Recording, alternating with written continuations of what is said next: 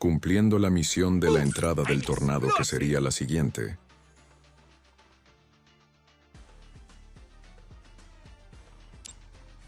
Esta sería la entrada al espectear tu perfil.